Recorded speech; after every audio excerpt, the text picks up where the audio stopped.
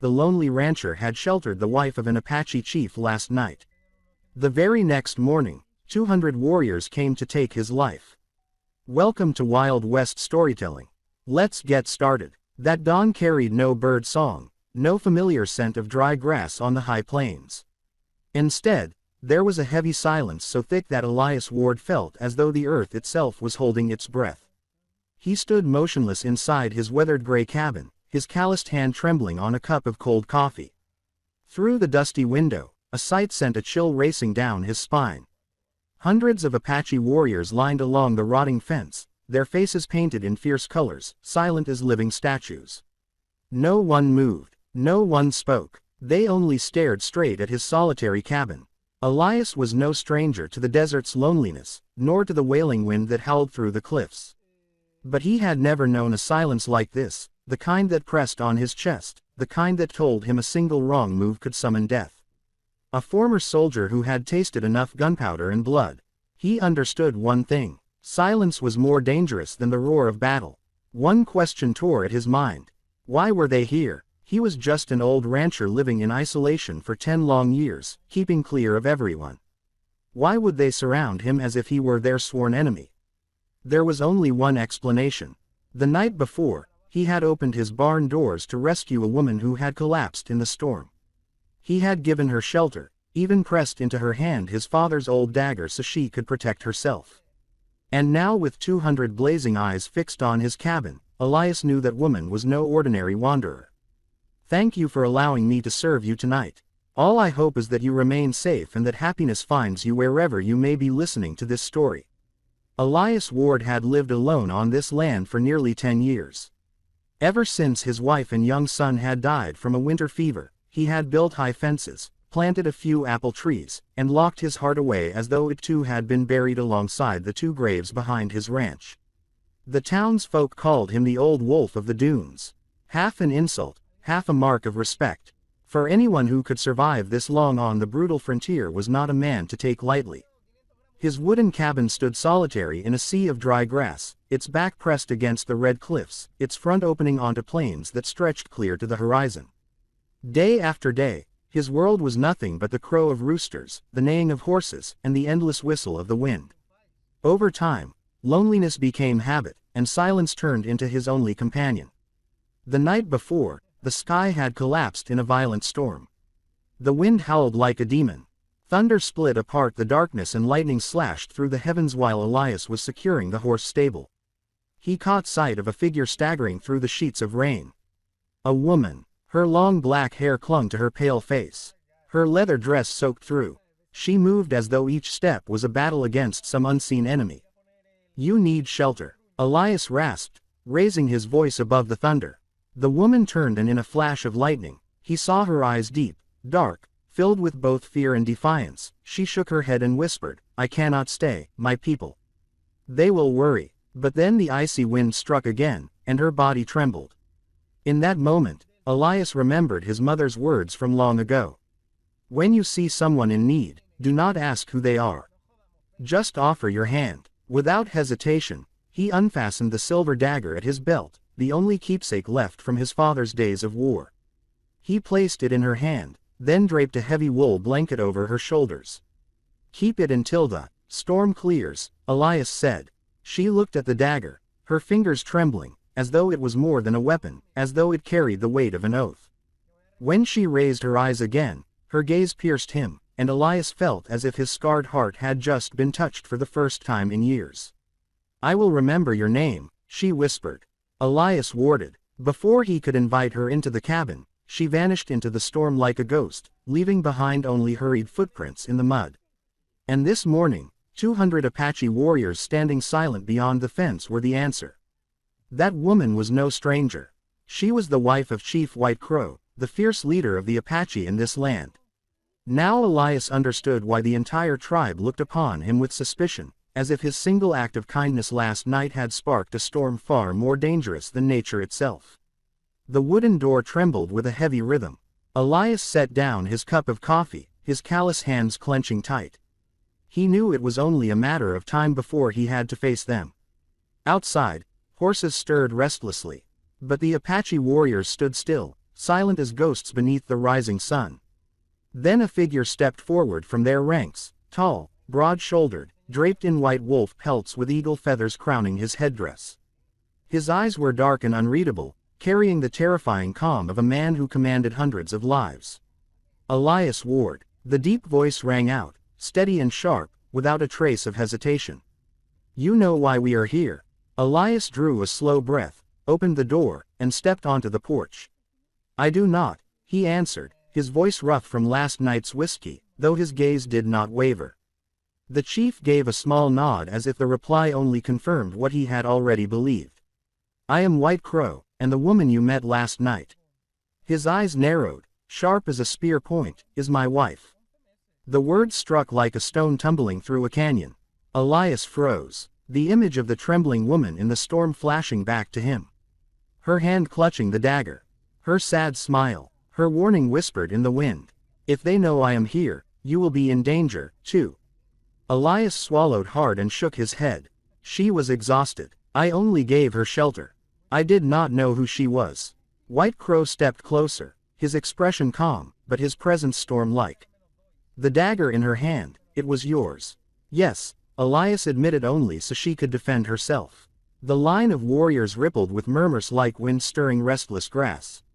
Among the Apache, a dagger was not merely a weapon. It was a vow, a sacred bond of trust. For an old rancher to place it in the hands of a chief's wife was nothing short of crossing into forbidden ground.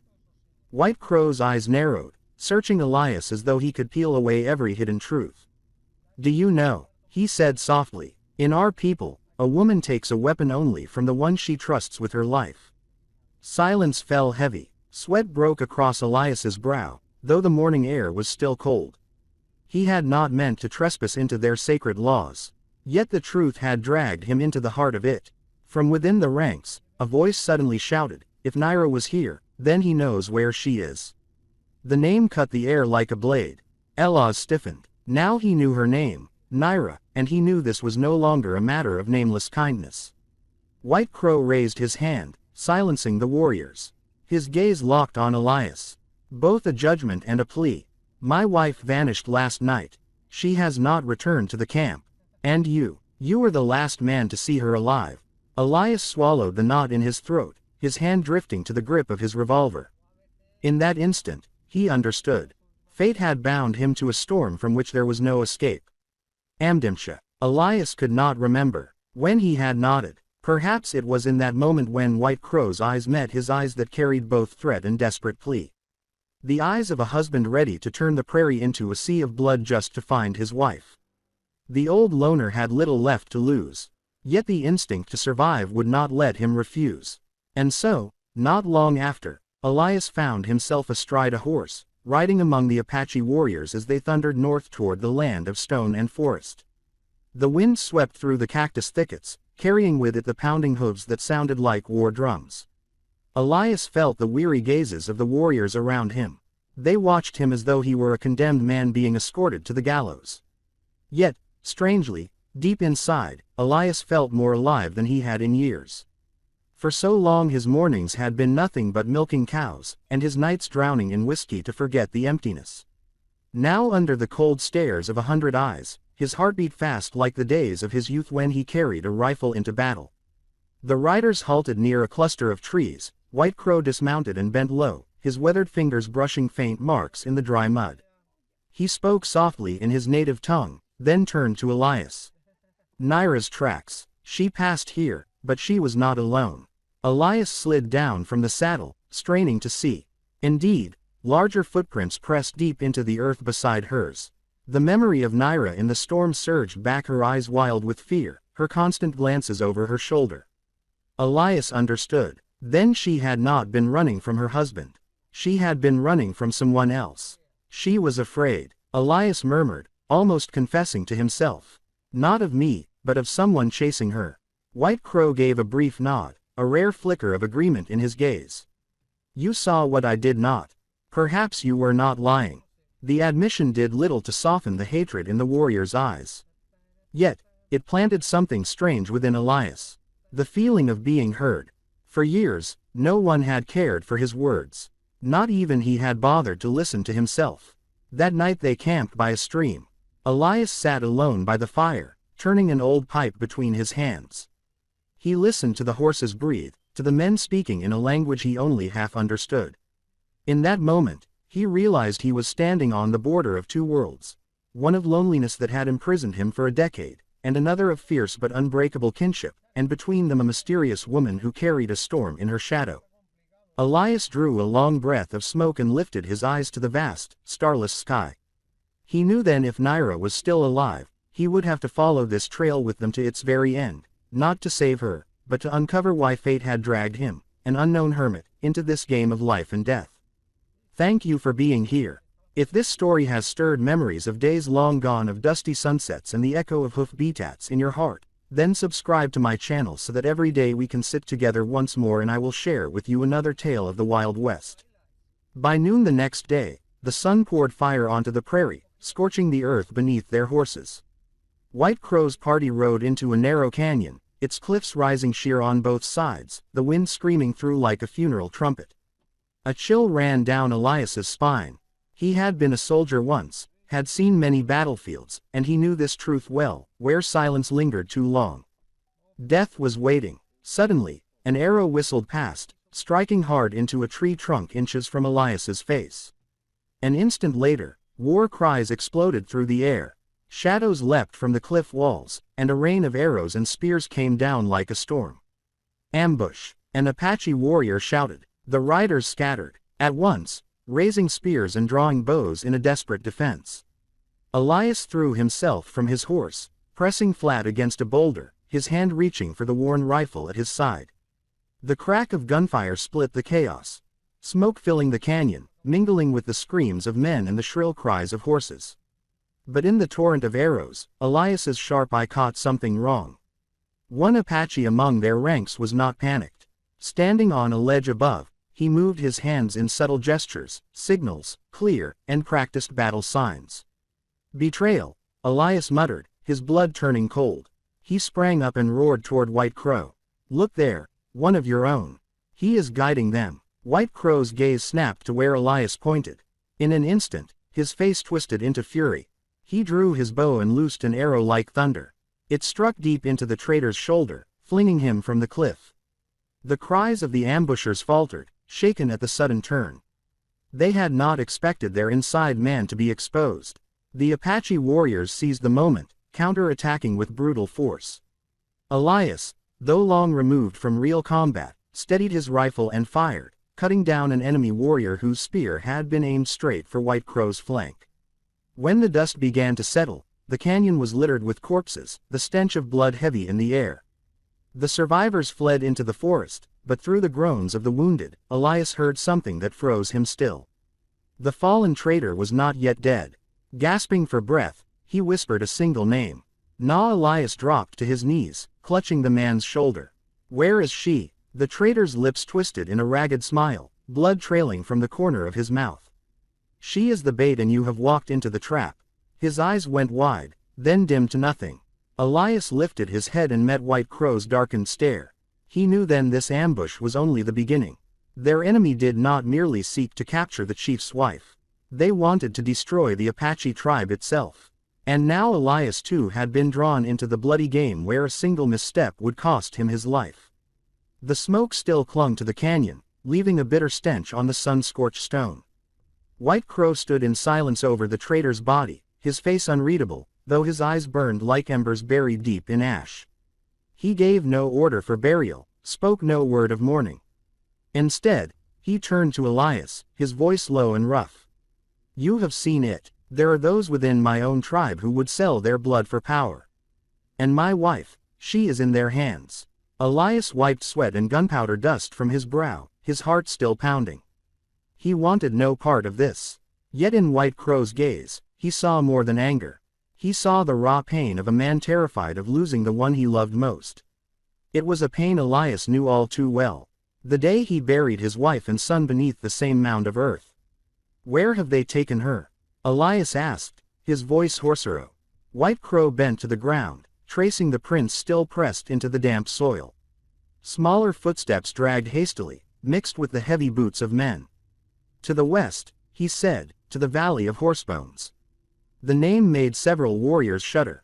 Elias glanced at them, not understanding, but their faces told him enough. That valley was a cursed place where an entire cavalry had once been swallowed by a sandstorm. The Apache believed the spirits of those warriors still wandered there. They chose that valley because they believe fear will keep us away. White Crow went on, "But I will go, and you, Elias Ward, will go with me." Elias tightened his grip on the rifle slung across his shoulder. He could have refused, turned back toward his lonely ranch, left them to their fate. But the image of Naira in the storm returned, the fear in her eyes, the trembling hand clutching his dagger as if it were her last chance to stay alive. She had not only taken the relic of his family, but also carried with her a promise left unspoken.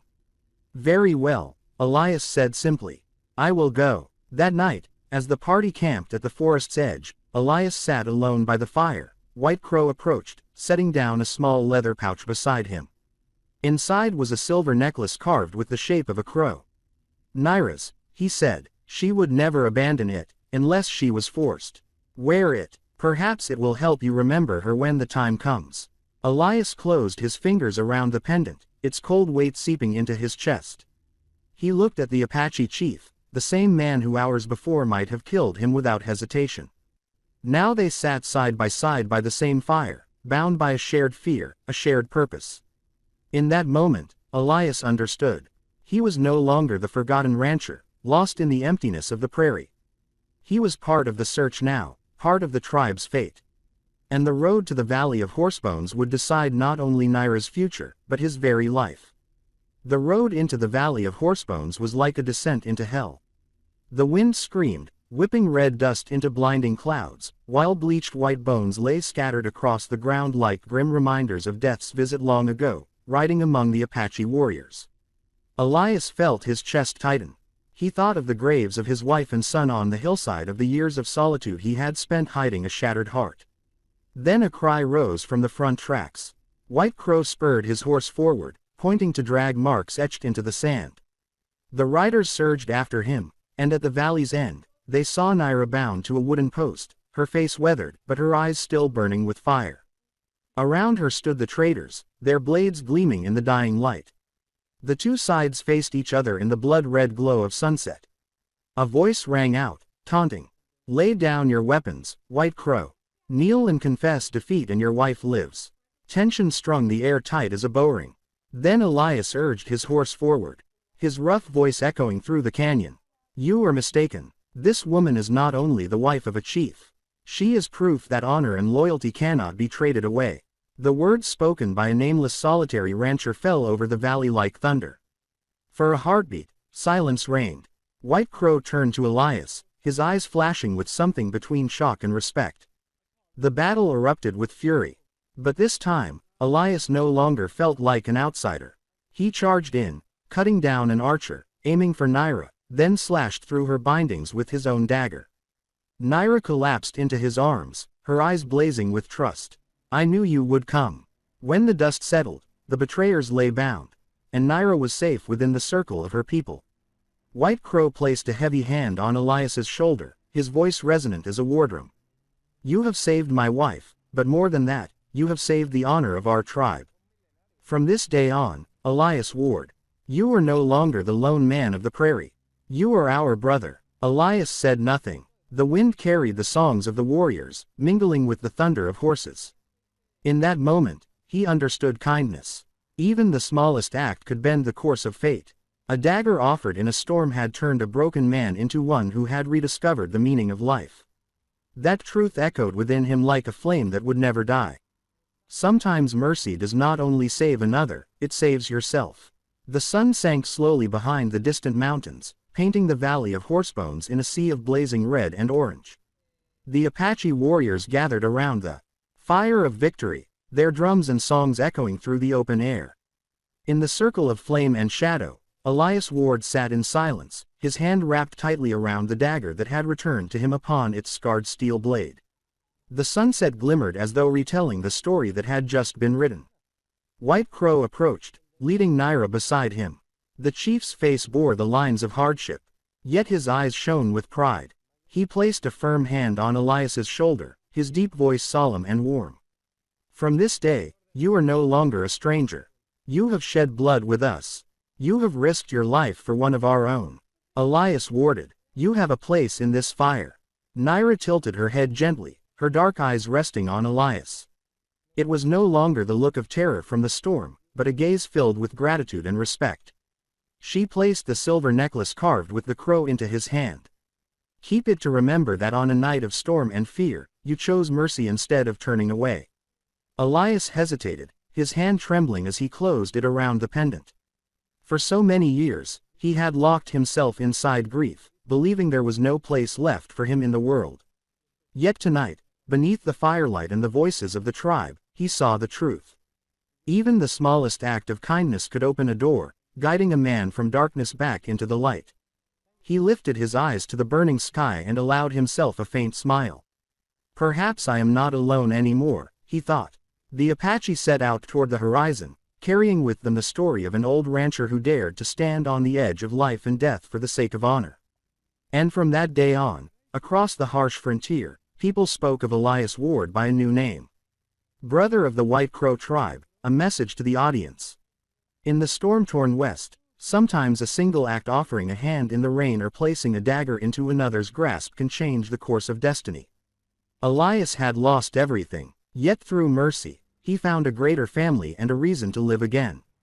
If you have ever felt lost or alone, remember this.